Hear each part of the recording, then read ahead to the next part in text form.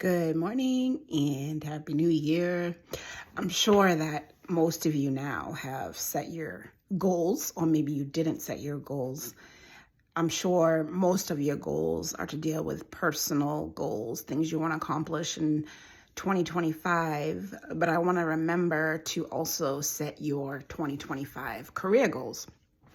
When I wrote A Brown Girl's Guide to Employment and Networking, it was meant so that us brown girls know how to network. We know how to get a position that maybe is posted and we know someone that works there, just teaches the ins and outs of that. There's usually 100+ people, applying to a posting, and how you can network your way to be one of the people that are interviewed. And then also, using your internal allies, using your external allies as you are moving through your career. So that's all listed there. But something I was just thinking about this morning is something that I always talk about, right? Is that you are in your job to solve a problem. You were hired because you were the expert in order to solve that problem. And sometimes we forget why we are hired, right? We feel so much joy on the first day when we get there. And then slowly, as the months go by, as maybe you didn't get a good review, as your coworkers, you might not have the best coworkers. And so it starts to nip at the first good day that you had, right?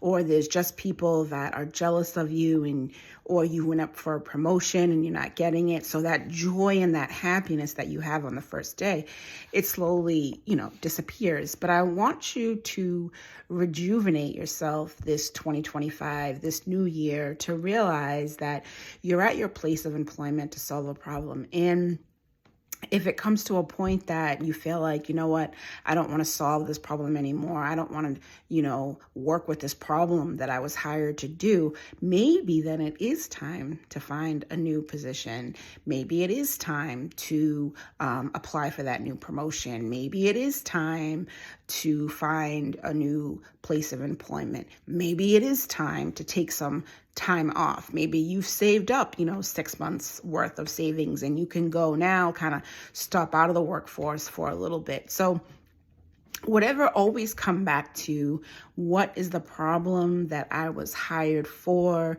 What am I doing? Because if you can remember how you felt on that first day, it will really carry you far, right? And meaning that when you have those maybe annoying coworkers, or you don't have such a work day, you just keep remembering of why you were hired, because you are the expert. You are the best person that could do the job. And not to get too, preachy, about it, but I do refer to, James 1:17, where it says, every gift is from God. And when you are solving a problem at your workplace, it's because you have a special gift to do it. You have that special gift, you have that special talent, you have that special skill. And so I want you to keep remembering that you were hired because you had it.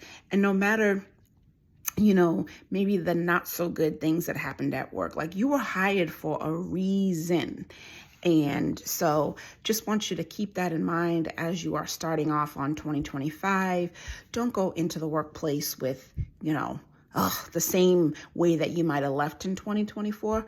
Go with a little better attitude, because you have to remember who you are, where your gift came from, and how you can change people's lives, and no matter what you're doing. I think that's the thing we also need to remember, is that, we are all out here to be world changers, and we often don't think about that, but we are world changers. In your job, you are changing someone's life.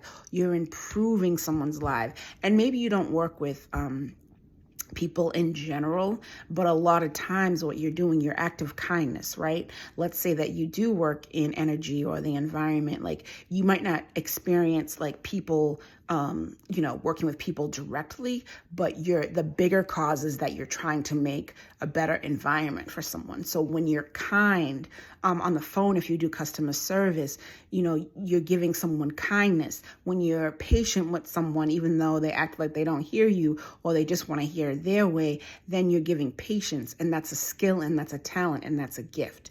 So just remember that as you go through your workplace in 2025, and we will continue these discussions all throughout the year. All right. Have a great week. Have a great day. Have a great 2025. Bye-bye.